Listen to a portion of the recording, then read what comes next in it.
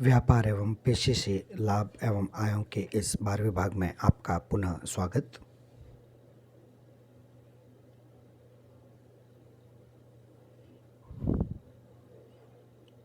इस अध्याय में मूल्यह्रास से संबंधित विभिन्न प्रावधानों की हम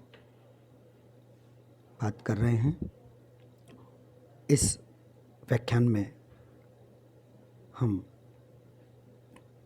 वास्तविक लागत जिस पर मूल्यह्रास स्वीकृत किया जाता है धारा 43(1) के अंतर्गत उसके विभिन्न स्पष्टीकरणों पर आगे बात को जारी रखेंगे। अगला बिंदु है री एक्विजिशन ऑफ एसेट्स, संपत्ति का पुनः अधिग्रहण।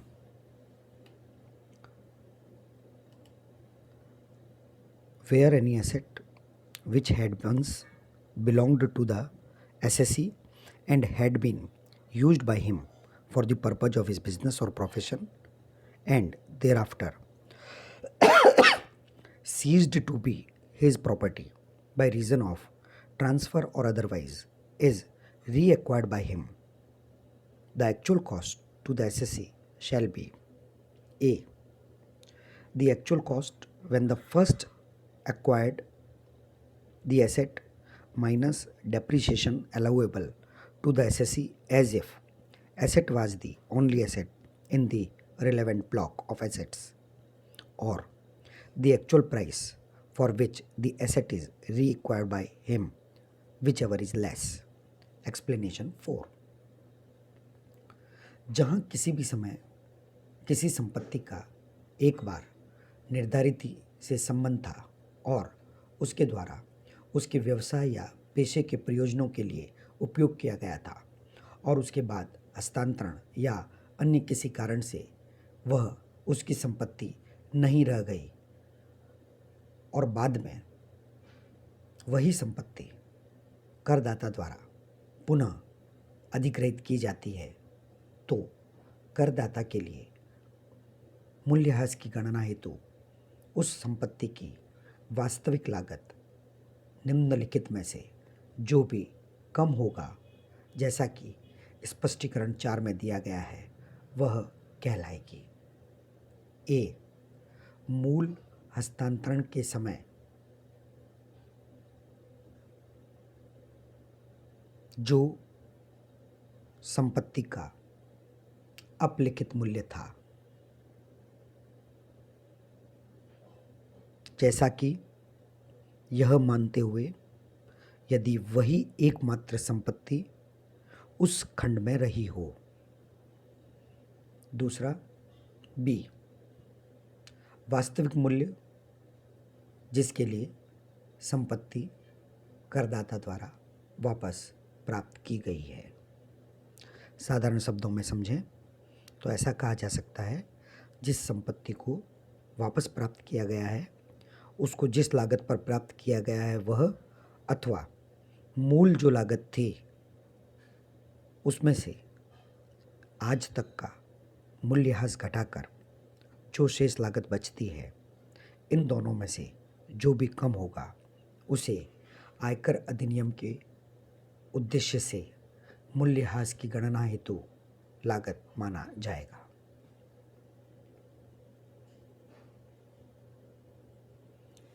Sixth, acquisition of assets previously owned by any person to whom such asset is given on lease, hire or otherwise, where before the date of acquisition by the assessee, say Mr. A, the assets were at any time used by any other person, say Mr. B, for the purpose of his business or profession, and depreciation allowance has been claimed in respect of such assets in the case of Mr. B, and such person acquires on lease, hire or otherwise assets from Mr. A, then the actual cost of the transferred asset in the case of Mr. A shall be the same as the WDV, written down value of the said assets at the time of transfer thereof by Mr. B. Explanation 4a. स्पष्टीकरण 4A में यह बताया गया है कि किसी करदाता द्वारा अधिग्रहण की तारीख से पहले, मान लीजिए श्री ए द्वारा संपत्ति किसी भी अन्य व्यक्ति द्वारा किसी भी समय उपयोग की गई थी। उदाहरण के लिए श्री बी अपने व्यवसाय या पेशे के प्रयोजनों के लिए और मूल्यह्रास का दावा किया गया हो। श्री बी के मामले में ऐसी संपत्ति के संबंध में और ऐसे व्यक्ति का पट्टे, किराया या अन्यथा प्राप्त की है श्री ए से संपत्ति, तब स्थानांतरित संपत्ति की वास्तविक लागत श्री ए के मामले में समान होगी श्री बी द्वारा हस्तांतरण के समय, जहां संपत्ति के अपलिखित मूल्य को हस्तांतरण करते समय जैसा कि हस्तांतरित के लिए उसकी पुस्तकों में होगी।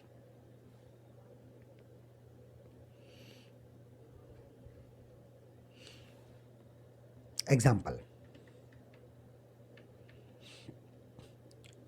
a person, say A, owns an assets and uses it for the purpose of his business or profession.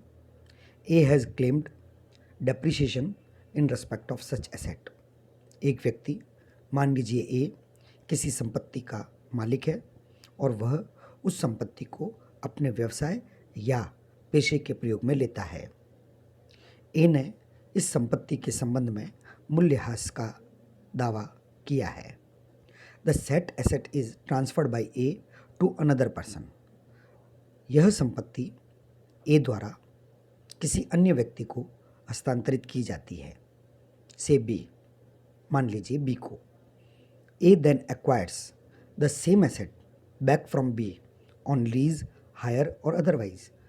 मान लीजिए यही संपत्ति A द्वारा B से पुनः प्राप्त कर ली जाती है, लीज पर, किराए पर अथवा किसी अन्य तरीके से। B being the new owner will be entitled to depreciation. B क्योंकि अब नया मालिक है, उसे मूल्यह्रास स्वीकृत होगा। In the above situation, the cost of acquisition of the transferred asset in the hands of B shall be the same as the written down value of the said asset at the time of transfer. इस परिस्थिति में मूल्यह्रास की गणना के लिए B के हाथों में हस्तांतरित संपत्ति की लागत वही होगी जो हस्तांतरण करने वाले के लिए हस्तांतरण करते समय जो अपलिखित मूल्य था, वही उसकी प्राप्ति की लागत मानी जाएगी।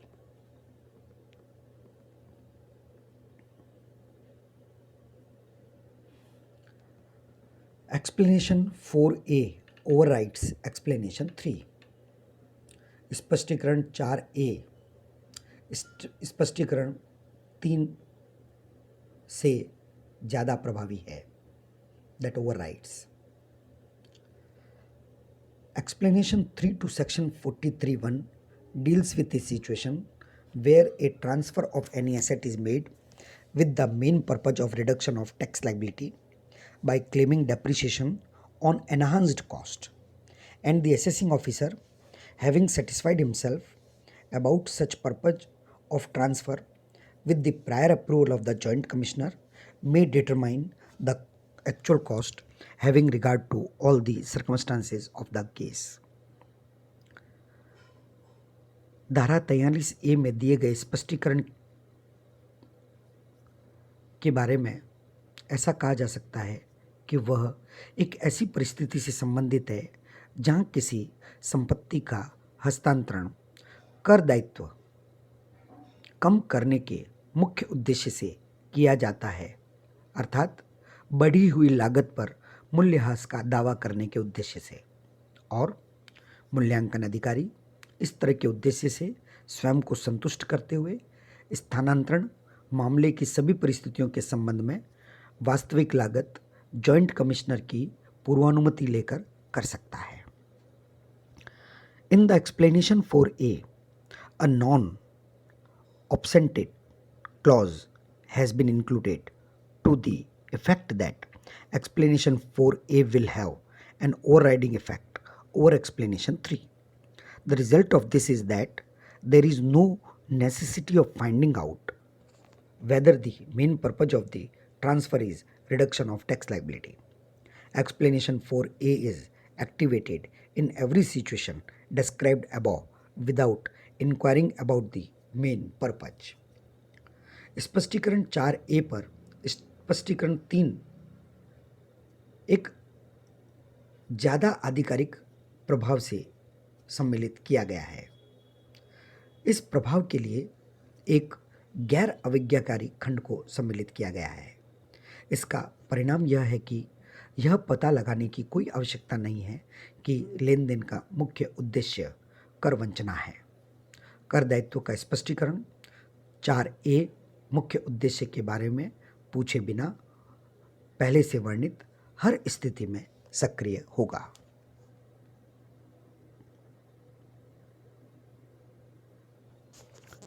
Point number 7, building previously the property of the assessee. कोई भी भवन जो करदाता का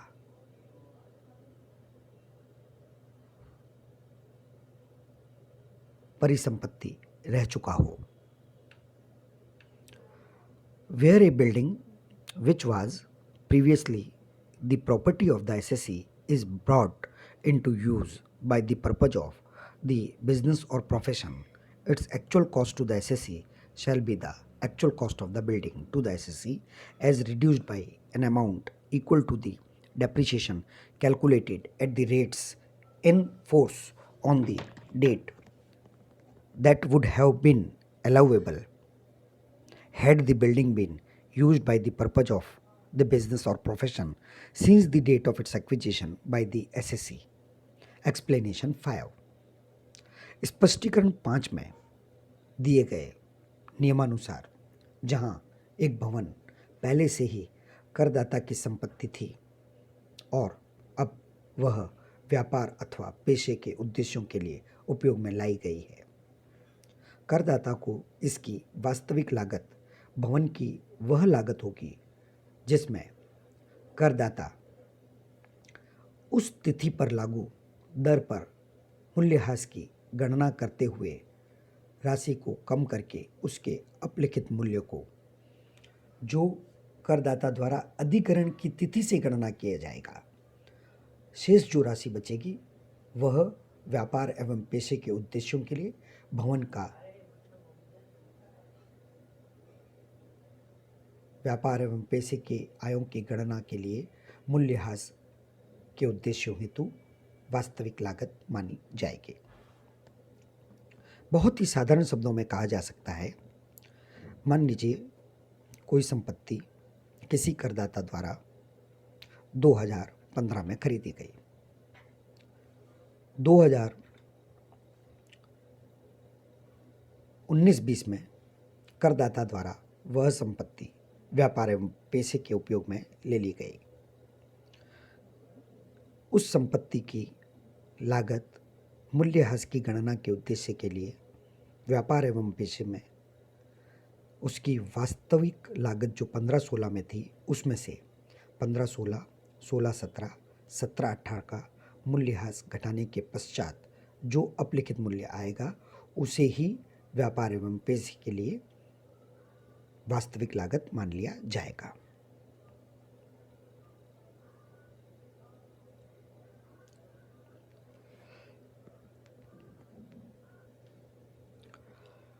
next point number 8, transfer of capital asset by a holding company to subsidiary company और वाइस वर्सा।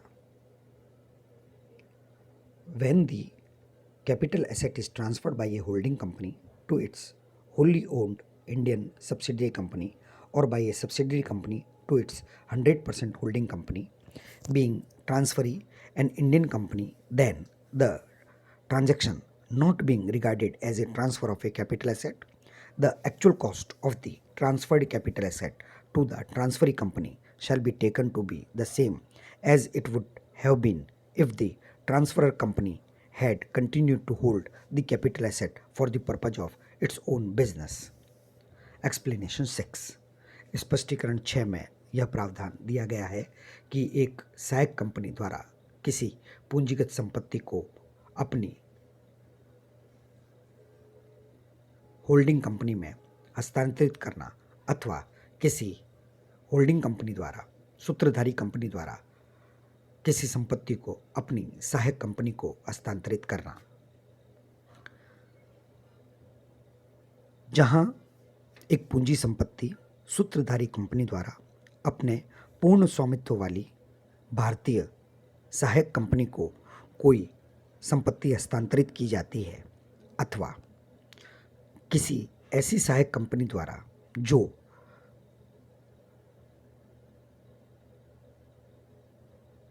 पूर्णतया स्वामित्व वाली अपनी सूत्रधारी कंपनी को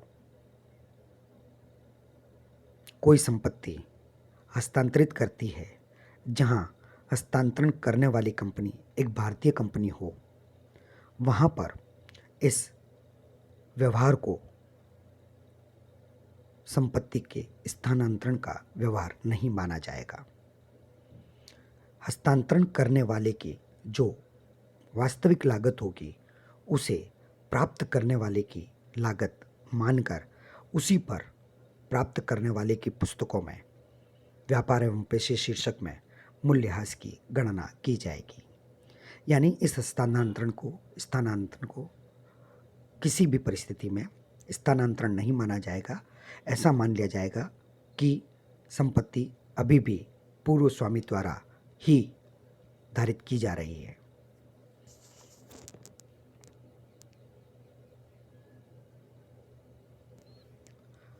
Point number 9. Capital asset is transferred by the amalgamating company to the amalgamated company.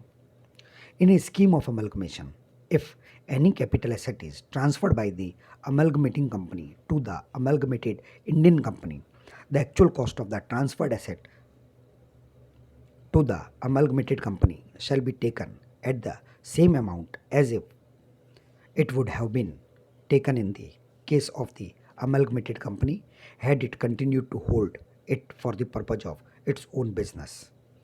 Explanation 7. एकीकरण company द्वारा समेकित company को पूंजी संपत्ति का हस्तांतरण।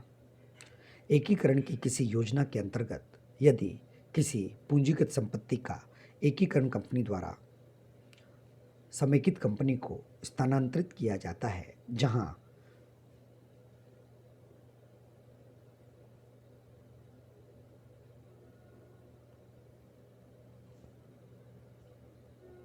समेकित होने वाली कंपनी एक भारतीय कंपनी है, तो एकीकरण कंपनी को हस्तांतरित पूंजीगत संपत्ति की वास्तविक लागत एक ही राशि के रूप में ली जाएगी,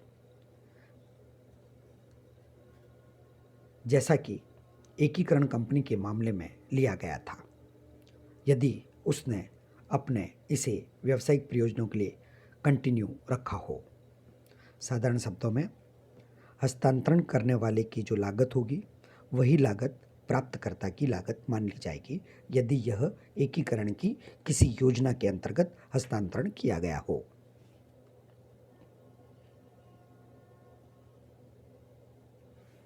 नेक्स्ट, पॉइंट नंबर 10.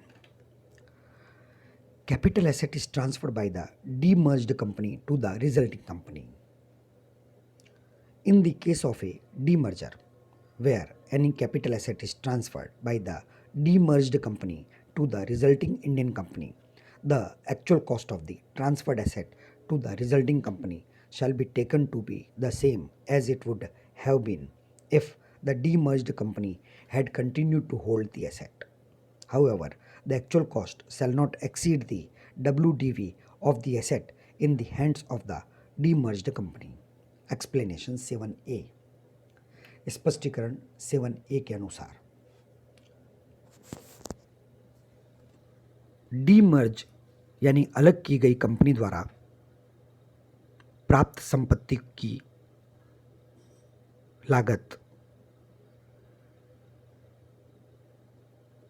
स्थानांतरण करने वाली कंपनी की जो लागत है उसे ही लागत माना जाएगा। डीमर्जर का अर्थ होता है जहां एक कंपनी के दो टुकड़े करके एक और नई कंपनी परिणाम स्वरूप प्राप्त हुई है। परिणाम स्वरूप नई कंपनी को जो पुरानी कंपनी द्वारा अपनी कुछ संपत्तियां स्थानांतरित की गई है, तो स्थानांतरित की गई उन संपत्तियों की लागत परिणाम स्वरूप उदय हुई कंपनी की लागत व्यापार एवं पेशे शीर्षक में मूल्यह्रास की गणना के लिए मानी जाएगी। ऐसा मानते हुए कि यदि हस्तांतरण करने वाली कंपनी ने उसे अपने स्वामित्व में जारी रखा होता तो किस प्रकार से वह संपत्ति मूल्यह्रास की गणना के लिए उपयोग में लाई जाती। एक और बात यहाँ पर ध्यान देने की है, यदि प्राप्त करने वाली कंपनी की पुस्तकों में हस्तांतरण करने वाली कंपनी की पुस्तकों में जो WDV है, अपलिखित मूल्य है, यदि उससे कम लागत दर्ज की गई है तो मूल्यह्रास कम राशि पर आवेदित किया जा सकता है। वास्तविक लागत से संबंधित कुछ बिंदुओं पर अभी भी डिस्कशन करना बाकी है, जिन्हें हम नेक्स्ट वीडियो में बात करेंगे। धन्यवाद।